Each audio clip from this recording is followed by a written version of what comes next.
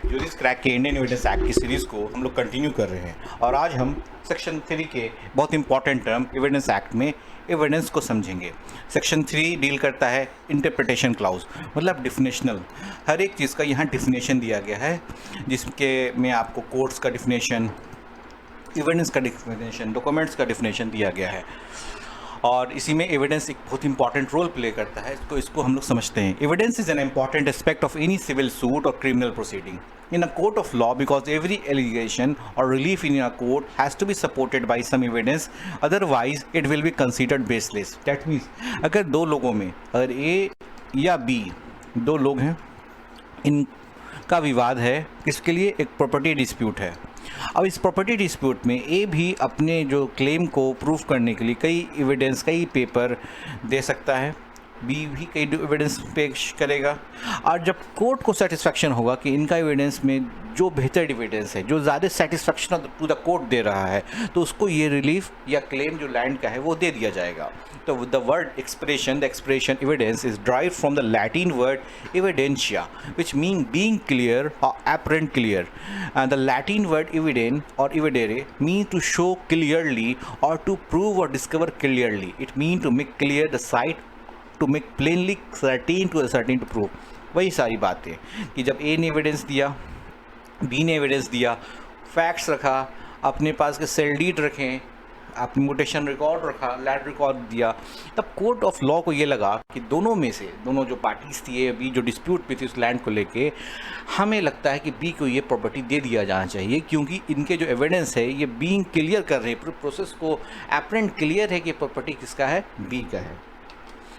Evidence is anything that gives reason for believing. Court को reason दिया कि नहीं, इनके पास ये मौजूद सेल डीड, इनके पास मौजूद ये म्यूटेशन रिकॉर्ड, इनके पास मौजूद पोजीशन, ये प्रूफ करता है कि बी के पास ये प्रॉपर्टी दी जानी चाहिए। According to Phipson, evidence means the testimony whether oral, documentary or real which may be legally received in order to prove or disapprove some fact and dispute.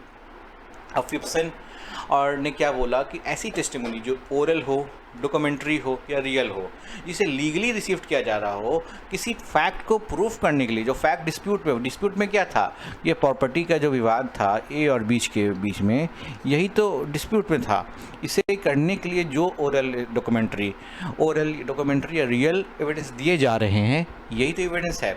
According to Taylor, evidence is adduce to prove any fact the truth which is submitted to judicial investigation. अभी ये Taylor साहब हो, चाहे ये फिप्सन साहब हो, चाहे evidence act को जिन्होंने ड्राफ्ट किया है स्टेफन साहब हो, इनके इंटरप्रिटेशन ऑफ एविडेंस को हम क्यों पढ़ते हैं? क्योंकि इनके इंटरप्रिटेशन से ये पता चलता है कि क्या कि फ्रेमर या इनका लीडिंग डाइजेस्ट से पता चलता है कि आखिर एविडेंस का और क्या बेहतर मीनिंग हो सकता है। उसे और क्लियर कट समझने के लिए हम लोग इनका बार बार हेल्प लेंगे। पूरी एविडेंस एक्ट में आपको फिप्सन या टेलर या स्टीफन कोर्स का, इनका एक बुक है law of digest of evidence, उसका हम लोग रेफरेंस लेते रहेंगे। अब according to section 3 of the evidence act, evidence mean include, evidence क्या है, तो all such statement which the court allow or need to be presented before it by the witnesses in connection to matter of fact under inquiry. These statements are termed as oral evidence. मैंने बोला A और बीच के बीच dispute है property का, है ना, B के बीच ये डिस्प्यूट है प्रॉपर्टी का। अब कोर्ट विटनेसेस ये आया सी कि मैंने देखा है कि बी इस पे पोजीशन से 5 साल से पोजीशन या 10 साल से पोजीशन में है, तो इसका ये ओरल एविडेंस होगा ना, डायरेक्ट इसने देखा था बी को रहते हुए। लेकिन अगर ये सी आके बोले कि मैंने उस ग्राउंड पे फुटबॉल खेला है, तो इट इज़ रिलेवेंट और नॉट? नहीं रिलेवेंट है। बात चल रहा है डिस्प्यूट का, there is no point of question कि इस पर फुटबॉल खेला गया है या नहीं, उससे कुछ नहीं होना है। लेकिन आपको वो बात बोल रहा है जो रिलेवेंट हो। All such document including any electronic record presented before the court for the inspection, these documents are called the documentary evidence. वो सारे डॉक्यूमेंट, जैसे कि अगर बी ने कोई सेल डीड दिया, इन्होंने अपना रेवेन्यू रिकॉर्ड दिया लैंड का, इसके बाद इन्होंने कुछ और डॉक्यूमेंट्स दिए जिससे ये प्रूफ होता है कि ये लैंड जो था बी प्रूफ को बिलोंग करता था। तब ये और ज़्यादा मजबूत हो जाएगा इनका केस। ओरल एविडेंस सी के द्वारा दिया गया कि उसने देखा था कि बी को रहते हुए। अब बी के द्वारा डॉक्यूमेंट्री एविडेंस के रूप में क्या दिया जा रहा है, सेल डीड दिया जा रहा है, म्यूटेशन का रिकॉर्ड दिया जा रहा है, लैंड ओनर सर्टिफिकेट दिया जा रहा है। तो इससे क्या हो सकता है कि ए का जो क्लेम है वो डिनाई कर दिया जाए। The definition of word evidence under section 3 of Evidence Act is explanatory and not precise। explain कर रहा है, precise नहीं है, जो हमें definition under section 3 मिलता है। एविडेंस के टाइप क्या होते हैं? According to the definition given in Indian evidence act, evidence can be divided into 2 categories. 2 broad division हमें दे दिया गया किसमें? इंडियन एविडेंस एक्ट में। ओरल एविडेंस को दिया गया और डॉक्यूमेंट्री एविडेंस। ओरल आप जान गए, जो आंखों देखा स्थिति उन्होंने बताया, या जो कान से एकदम डायरेक्टली सुना कि दोनों के बीच में लड़ाई हो रही थी और ये बार बार कह रहा था कि मैं तुम्हें जान से मार दूंगा, ये सारा कुछ ओरल एविडेंस। डॉक्यूमेंट्री एविडेंस क्या हो सकता है? सेल डीड, कॉन्ट्रैक्ट का पेपर, विल का पेपर, आपको पास जो लेटर आपके पास आए उस दौरान। It should be noted that the evidence can be both oral and documentary and also electronic record can be presented in court as evidence, which mean that even in the criminal cases evidence can be presented by electronic record that shall include the video conferencing. Question आता है कहीं भी कि क्या video conferencing evidence है कि नहीं है? तो इट इज़ क्लियर कि वे video evidence is a conferencing is a evidence under section 3 of Indian Evidence Act। तो ये कहने का बात ये था कि ओरल तो और डॉक्यूमेंट्री तो शुरू से है। इलेक्ट्रॉनिक रिकॉर्ड को जब से IT एक्ट 2000 आया तो इसे भी हम कहें कि बहुत सारे कॉन्ट्रैक्ट तो हम ऑनलाइन ही आजकल बना रहे हैं। जैसे जैसे ग्लोबलाइजेशन के बाद से कंप्यूटराइजेशन का दौर आया, डिजिटलाइजेशन का दौर आया, बहुत सारा कॉन्ट्रैक्ट अब हम लोग online through the use of electronic mean हम बना लेते हैं। उसे भी अब एज ए डॉक्यूमेंट्री प्रूफ आप कोर्ट में दे सकते हैं। Oral and documentary evidence can be divided into 2 categories. अब इसे भी 2 कैटेगरी में कर सकते हैं, डायरेक्ट और प्राइमरी, इनडायरेक्ट और सेकेंडरी, हेयर से और secondary. There is also a category of real और material evidence which is supplied by the material object for inspection of court such as stolen good or weapon of offense। that means अगर इसे और further divide करें तो direct और primary, अगर किसी के पास सेल डीड है और उसने प्रेजेंट किया ओरिजिनल फॉर्म में तो वो क्या हो गया? डायरेक्ट या प्राइमरी एविडेंस। इनडायरेक्ट हेयर से या सेकेंडरी का मतलब क्या है कि ये अगर सेल डीड किसी वजह से लॉस्ट हो जाता है, स्टोलन बाय समवन हो जाता है, तो क्या होगा? इसका फोटोकॉपी दिया जाएगा, तो ये सेकेंडरी एविडेंस हो जाएगा। उसे एक्सप्लेन करना पड़ेगा क्यों नहीं मेरे पास प्राइमरी एविडेंस, क्यों नहीं मेरे पास ओरिजिनल डॉक्यूमेंट है। ठीक है, उसी प्रकार से जब ओरल टेस्टिमनी डायरेक्ट ए और बी में जब लड़ाई हुआ तो ये सी ने देखा, सी ने अगर बोलता डायरेक्ट जाके तो ये डायरेक्ट होता कोर्ट पे, लेकिन सी ने ये बात किसको बताई? डी को बताई। डी ने जाके कोर्ट ऑफ लॉ में बताया कि ए और बी के बीच में ऐसा ऐसा हुआ, तो ये क्या होगा? हेयर से, कान सुनी हुई बात। किससे सुनी थी? इसने सी से सुनी थी। तो इसे लिया जाता है, लेकिन बहुत ज़्यादा प्रिकॉशन के साथ, स्ट्रिक्ट स्क्रूटनी के साथ। ये बातें हमने हिस्टोरिकल बैकग्राउंड जब हम पढ़ रहे थे एविडेंस एक्ट का, तब हिंदू पीरियड, मुस्लिम पीरियड में भी हमने ये चीज़ें देखी थी। There is also a category real. अब रियल और मटेरियल एविडेंस क्या है? जब कोई वीपन ऑफ ऑफेंस, कोई चाकू, कोई बंदूक बरामद किया जाता है तो उसे मटेरियल एविडेंस किया जाता है कोर्ट में प्रेजेंट। अब ये 3 एविडेंस टाइप ऑफ एविडेंस निकले हैं उसी ब्रॉड 2 कैटेगरी से, जैसे कि oral evidence, documentary, primary, secondary, real, hearsay, judicial, non judicial, direct या सर्कमस्टांशियल एविडेंस। इन एक एक करके हम समझते हैं। उससे पहले ये देखिए कि section 60 of Indian evidence act क्या कहता है ओरल एविडेंस के बारे में, और इसे हम जब हम 60 तक पहुंचेंगे, सेक्शन 60 तक, तब इसे और बेहतर ढंग से अंडरस्टैंड करेंगे। लेकिन अब एक ग्लिम्स ये देख लीजिए कि 60 deal with the recording of oral evidence all those acceptable statement which the court assumes from the witnesses to help accomplish the direction of the truth of the fact laid before the court are called oral evidence, है ना। all those acceptable statement जिसे accept किया जा सके, court assume from the witnesses to help accomplish the direction of the truth of the fact laid before the court are called oral evidence. Oral evidence is that evidence which the witness has himself has seen unheard, very important. It is must always be direct. Evidence is direct when it primarily establishes the main fact in an issue. अभी ए ने क्या किया, अपने कानों से सुना था, क्या सुना था कि ए ने सुना था कि एक्स ने वाई को धमकी दी है जान से मारने की। ए ने अपने आंखों से देखा कि एक्स ने वाई के पेट में चाकू मारा। तो ये क्या है, उसके सेंसेस ने डायरेक्टली परसाइव किया कि नहीं उसने चाकू मारा। तो A tells B that he murder C, A statement is oral evidence. Section 3 of the Indian Evidence Act state that all documents presented before the court for the inspection are claimed to be the documentary evidence. ठीक है, section 3 of Indian evidence act state all document presented, जो भी document presented होगा वो क्या हो जाएगा, for the inspection वो बन जाएगा documentary evidence. The expression document is defined under the section 3। और ये डॉक्यूमेंट का भी डेफिनेशन कहाँ मिलेगा हमें, पूरे एविडेंस एक्ट में अगर कोई डेफिनेशन खोजना होगा या अगर होगा या नहीं होगा तो वो कहाँ मिलेगा हमें, ओनली सेक्शन 3। यहाँ पे सारा डेफिनेशन क्लियर किया गया है। Document means any matter expressed or described upon any substance by means of letter, figure or marks, or by more than one of those means intended to be used, which may be used for the purpose of recording that matter.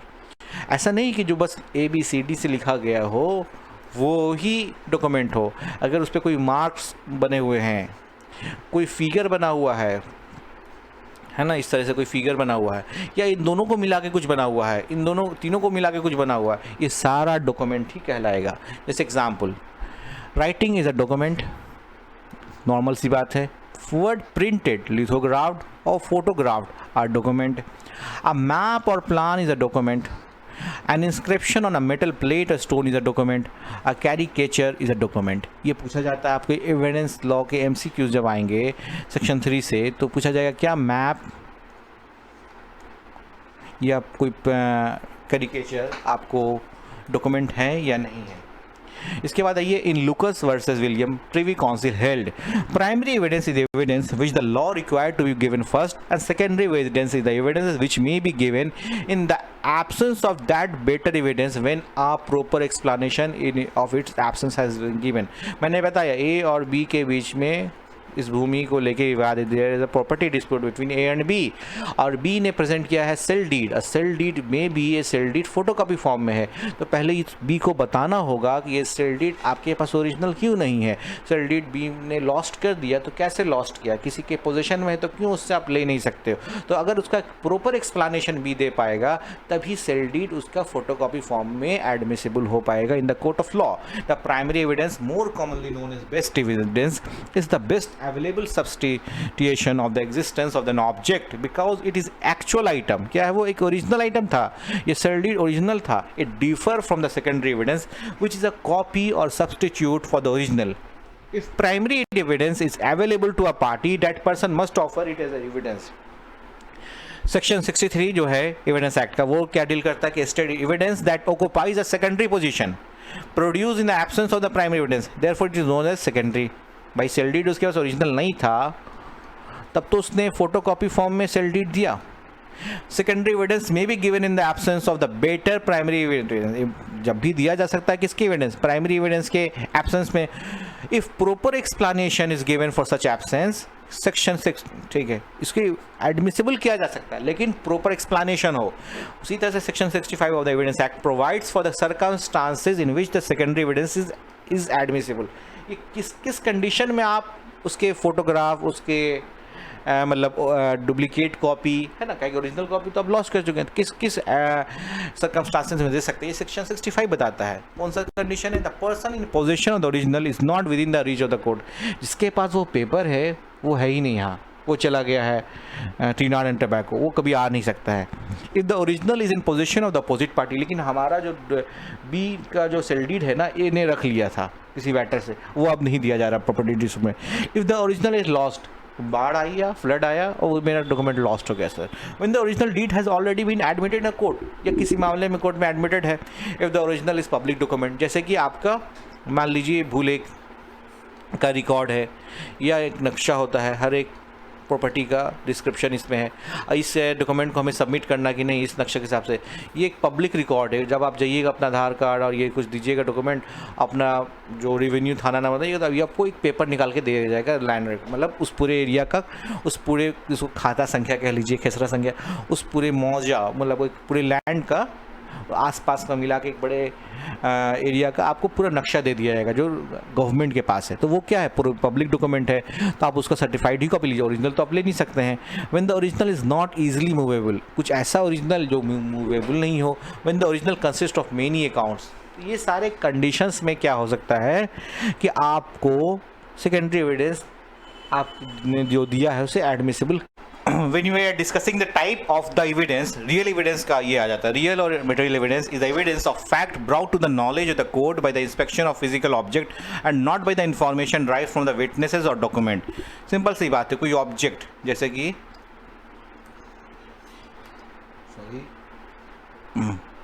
कोई एक object को अगर हम ले लें, मान लीजिए ये एक चाकू है ना, नाइफ या स्वार्ड तलवार, कीज़ मिल गए, डुप्लीकेट कीज़, ये सारा कुछ जो होगा ये क्या होगा, एक मटेरियल रियल एविडेंस या मटेरियल एविडेंस होगा जिसे कोर्ट में प्रेजेंट किया जाएगा। सर ये देखिए स्टोलन गुड यहाँ से बरामद हुआ है।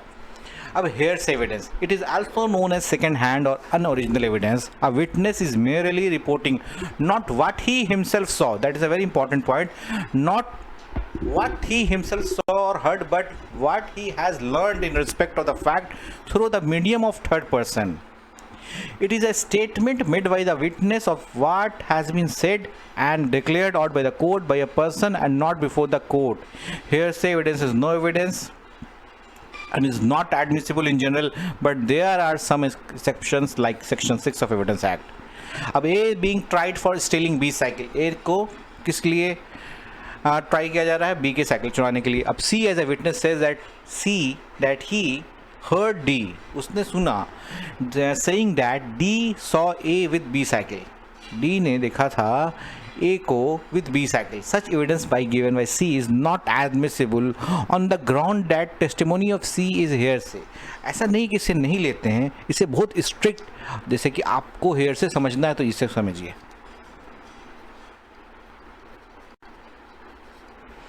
ए, वही वाला एग्जाम्पल लीजिए, ए और बी में एक प्रॉपर्टी का विवाद चल रहा है। ये बहुत इंपॉर्टेंट है, एक बार कंसेप्ट को क्लियर कर लेना।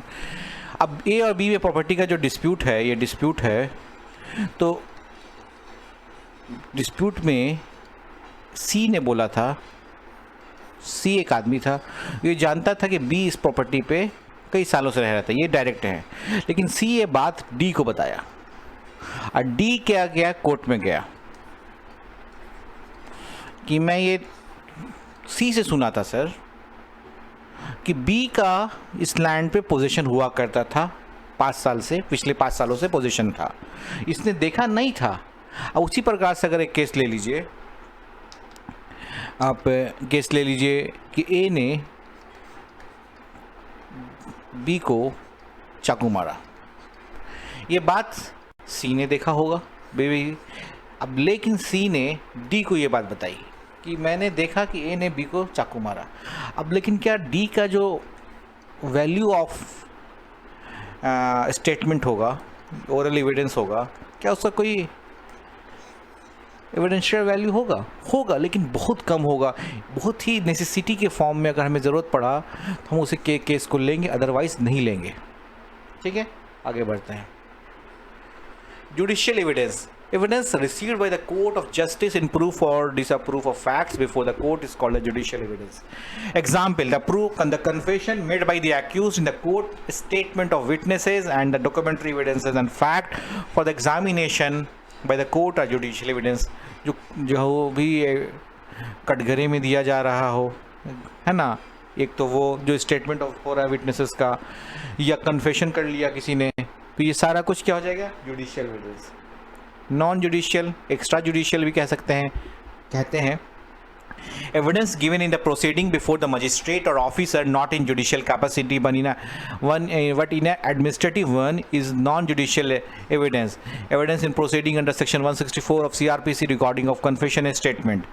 और ये कन्फेशन आप ऐसे नॉर्मली ये स्टेटमेंट किसी को भी दे सकते हैं, confession made by the accuse outside the court in the presence of any person, कोई भी वो व्यक्ति हो सकता है, और the admission of a party is called non judicial. Court को छोड़ के अगर कुछ आप स्टेटमेंट बना रहे तो वो नॉन जुडिशियल या एक्स्ट्रा जुडिशियल एविडेंस कहलाता है। डायरेक्ट एविडेंस बहुत important, when the fact of the case are presented before the court by witnesses, it is direct evidence. It is also known as positive evidence. Evidence may be given by the evidence given by the direct witness, eyewitnesses, is called the direct evidence. Direct evidence is the testimony of a witness to the existence of non-existence of a fact or fact in issue. It is evidence of fact actually perceived by a witness with one of its own senses.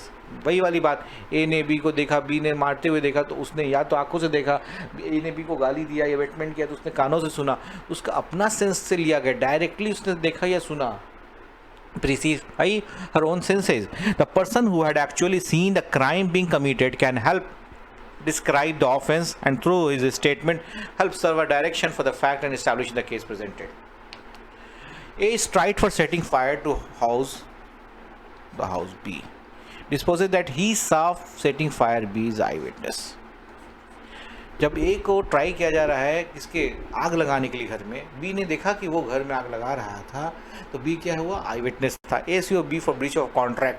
C deposed that he was present at a time of agreement entered into A and B witnesses. In this case C is the direct evidence, eyewitness. दोनों के बीच में जब agreement बन रहा था C वहाँ मौजूद था, तो वो डायरेक्ट एविडेंस हो गया।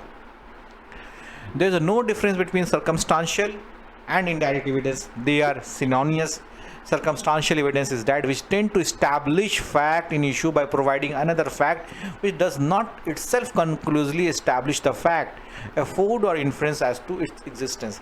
जब मर्डर हुआ इस घर में तो ये व्यक्ति जिस पे ये एक्यूजेशन है कि इसने मर्डर किया है, नॉर्मली ये 9 to 5 का जॉब करता था, लेकिन उस दिन इसने एक ब्रेक लिया था 2 घंटे के लिए। ये सर्कमस्टांशियल एविडेंस में आएगा कि उसने ऐसे नॉर्मली उसने ब्रेक लिया अपने वर्किंग आवर में, 2 घंटे बाद उसने ये मर्डर उसी, और ये जो टाइम पीरियड था मर्डर का, ये सेम वही टाइम पीरियड था जिस टाइम ये ब्रेक लिया गया था। तो ऐसे तो नॉर्मली आप ब्रेक लो, इट्स इररिलेवेंट, बट जब हम सर्कमस्टांशियल एविडेंस जब आपके एक्विजिशन लगाएगा और कुछ रिलेवेंट फैक्ट्स उसमें लगने लगेंगे तो वो क्या बन जाएगा, relevant fact in issue and relevant fact, जिसको हम और अच्छे से समझेंगे। इनडायरेक्ट एविडेंस में in case of Hanumant versus state of Madhya Pradesh, एक लैंडमार्क केस है एविडेंस एक्ट का, the supreme court observe in dealing with the circumstantial evidence there is always the danger that suspicion may take the place of legal proof. हमें शक है कि वो उस 2 घंटे में जिसने छुट्टी लिया है एक्यूज ने, उसी दौरान उसका मर्डर किया, तो ये सस्पिशन लीगल प्रूफ ना बन जाए। It is well remembered that in cases where the evidence is circumstantial, the circumstances from which the conclusion of guilt is to be drawn is the first step is fully established. ये establish हो जाए कि वही आदमी ने murder किया, इसके लिए क्या करना पड़ेगा, ये देखना होगा कि वो उसने भी प्ली लगाया, उसने प्ली ऑफ अलावाई जो हम लोग सेक्शन 11 पढ़ेंगे कि मैं तो उस दौरान वहाँ था, लेकिन जब मैंने देखा तो कोर्ट ने उसे एविडेंस देने के लिए कहा, अपने प्ली ऑफ लाई को इस्टेब्लिश करने के लिए बोला, तो इस्टेब्लिश नहीं कर पाया, तो उसे एक नेगेटिव इन्फ्लुएंस ले लिया गया कोर्ट के द्वारा। And all facts so establish should be consistent only with the hypothesis of the accused guilt. ऐसा कोई भी फैक्ट नहीं आना चाहिए जिससे ये पता चले कि उस दौरान 2 लोगों ने छुट्टी लिया, तो इससे ये हाइपोथेसिस हो सकता है या इसने या उसने। इस केस में कभी भी हम सर्कमस्टेंशियल एविडेंस पे बेस होके उसका कन्विक्शन नहीं करेंगे जब तक सारा एरो उसकी तरफ ना जा रहा हो। In other word, there can be a chain of evidence as for complete as not to leave any reasonable ground for the conclusion consistent with the innocence of the accused. ऐसा जब तक नहीं होगा जब तक हमें सारा कुछ हर एक फैक्टर को देखना होगा, and it must be such as to show that within the all human probability the act must have been done by the accused. क्योंकि उसके साथ पहले भी ऐसा हो चुका था, कई बार उसने ऐसा किया था, उसने उसके बाद पुलिस कंप्लेन दी थी और इसके बाद उसका मर्डर हुआ। तो इससे एक फैक्ट से ऐसा लग रहा है, रीजनेबल फैक्ट है, कोई और व्यक्ति नहीं, उसी ने ये मर्डर किया। ये सर्कमस्टेंशियल, क्योंकि मर्डर एक घर में हुआ है, एक बंद चार दीवारी के अंदर हुआ, बाउंड्री के अंदर हुआ, घर में कोई देख नहीं सकता था। अब मर्डर करके वो वापस अपने फैक्ट्री में आ गया, लेकिन उस 2 घंटे के अंदर मर्डर हुआ। तो इससे हमें सर्कमस्टांशियल एविडेंस को इस तरह से अप्रिशिएट करना होता है, हर एक वैल्यू को मिलाना होता है। Thank you.